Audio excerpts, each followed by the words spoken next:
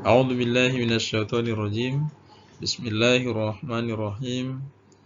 Assalamualaikum warahmatullahi wabarakatuh. Bersama saya Bapak Harisman Nasution. Ini merupakan profil singkat dari saya.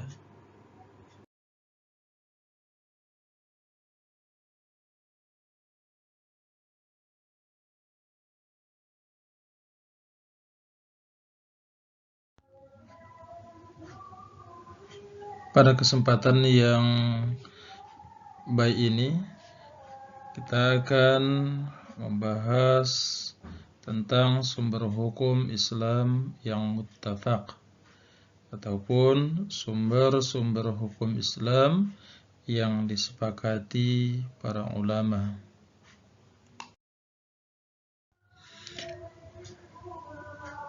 Adapun tujuan pembelajaran memahami konsep usul fikih berupa sumber hukum Islam yang muttafaq atau yang disepakati dan implementasinya dengan analisis dalil secara komprehensif sebagai pedoman hidup agar bahagia dan selamat di dunia dan akhirat.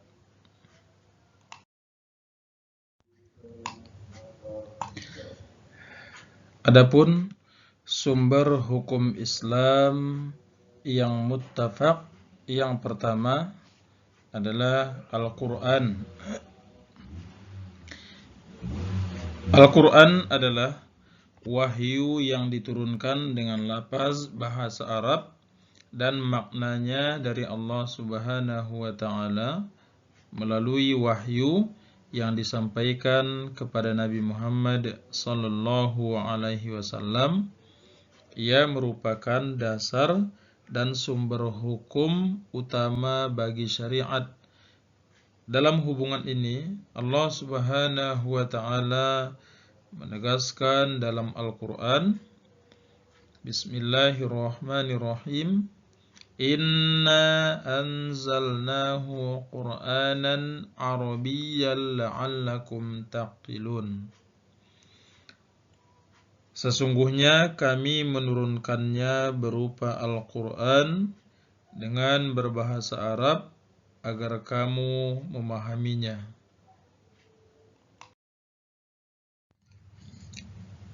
Adapun pokok isi kandungan Al-Quran, yang pertama adalah aqidah, yang kedua ibadah, yang ketiga muamalah, yang keempat kisah para nabi, dan yang kelima akhlak dan etika Islam, dan yang keenam adalah dasar-dasar ilmu, pengetahuan, dan teknologi. Prinsip-prinsip penetapan hukum Islam dalam Al-Quran, yang pertama adalah tidak memberatkan, yang kedua meminimalisir beban, dan yang ketiga berangsur-angsur dalam menetapkan sebuah hukum.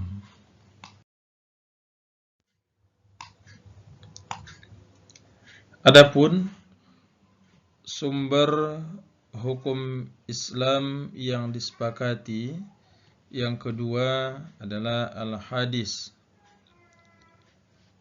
Al-hadis menurut istilah ahli hadis adalah ma udifa sallallahu alaihi wasallam qawlan aw fi'lan aw taqriran aw nahwaha. Segala sesuatu yang disandarkan kepada Nabi Muhammad sallallahu alaihi wasallam, baik berupa perkataan, perbuatan, ketetapan, atau takrir, dan sebagainya. Selanjutnya, adapun macam-macam hadis ada 3, Yang pertama hadis qauliyah ataupun hadis perkataan. Yang kedua hadis fi'liyah ataupun hadis perbuatan. Dan yang ketiga adalah hadis taqririyah ataupun hadis ketetapan. Selanjutnya adalah ijma' sebagai sumber hukum Islam yang ketiga. Ijma' berarti sepakat atau konsensus dari sejumlah orang terhadap sesuatu. Menurut Abdul Karim Zaidan dalam kitab Al-Wajiz fi Usulil Fiqh menyatakan, al-ijma'u huwa ittifaqul mujtahidina minal ummatul islamiyyati fi asrin minal usuri ala hukmin syar'iyyin ba'da wafatin Nabi sallallahu alaihi wasallam. Ijma' adalah kesepakatan dari para mujtahid umat Islam pada satu masa tentang hukum syara' setelah wafatnya Nabi Muhammad sallallahu alaihi wasallam.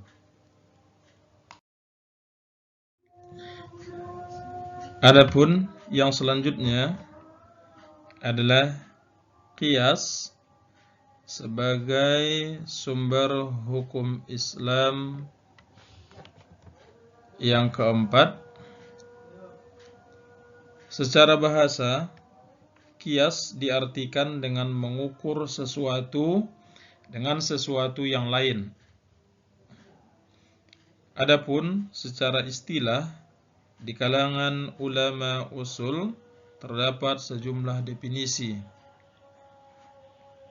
Muhammad Abdul Ghani Al-Bajqani, ilhaqu amri ghairi mansuru ala hukmihi bi amrin akhari mansusin ala hukmihil isyraki bainahuma fi illati dzalikal hukmi. Menghubungkan sesuatu persoalan yang tidak ada ketentuan hukumnya di dalam nas dengan sesuatu persoalan yang telah disebutkan oleh nas, karena di antara keduanya terdapat pertautan ataupun persamaan illat hukum.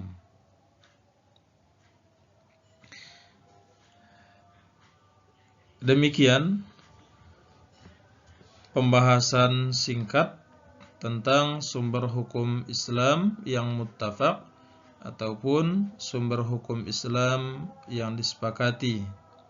Yang pertama adalah Al-Quran, yang kedua adalah hadis, yang ketiga adalah ijma', dan yang keempat adalah qiyas. Mudah-mudahan bermanfaat untuk kita semua. Demikian, assalamualaikum warahmatullahi wabarakatuh. Kehujjahan qiyas dan kedudukannya sebagai sumber hukum Islam. Adapun dalil Al-Quran antara lain firman Allah Subhanahu wa ta'ala dalam Al-Quran sebagai berikut. Bismillahirrahmanirrahim. Ya ayyuhalladzina amanu ati'ullaha wa ati'ur rasul wa ulil amri minkum fa in tanaza'tum fi syai'in farudduhu ilallahi war rasuli in kuntum tu'minuna billahi wal yawmil akhir dzalika khairum wa ahsanu ta'wila. Wahai orang-orang yang beriman, taatilah Allah dan taatilah Rasulnya, dan ulil amri di antara kamu. Kemudian, jika kamu berlainan pendapat tentang sesuatu, maka kembalikanlah kepada Allah, Al-Quran, dan Rasul, sunnahnya, jika kamu benar-benar beriman kepada Allah dan hari kemudian. Yang demikian itu lebih utama bagimu dan lebih baik akibatnya.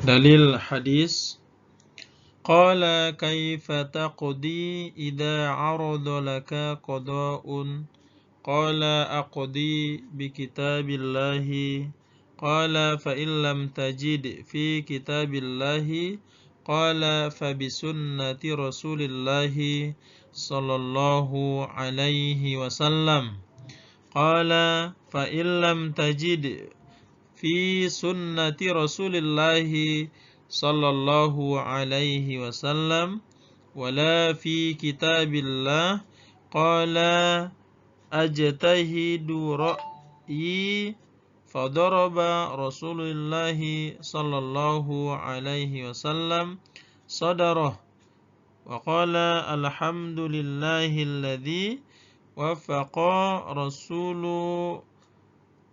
Rasulillahi lima yurdi Rasulullah. Rasul bertanya, bagaimana kamu akan menetapkan hukum apabila dihadapkan padamu sesuatu yang memerlukan penetapan hukum? Muaz menjawab, saya akan menetapkannya dengan kitab Allah. Lalu Rasul bertanya, seandainya kamu tidak mendapatkannya dalam kitab Allah? Muaz menjawab, dengan sunnah Rasulullah. Rasul bertanya lagi, seandainya kamu tidak mendapatkannya dalam kitab Allah dan juga tidak dalam sunnah Rasul? Muaz menjawab, saya akan berijtihad dengan pendapat saya sendiri. Maka Rasulullah sallallahu alaihi wasallam menepuk-nepuk belakangan Muaz seraya mengatakan, segala puji bagi Allah yang telah menyelaraskan utusan seorang Rasul dengan sesuatu yang Rasul kehendaki.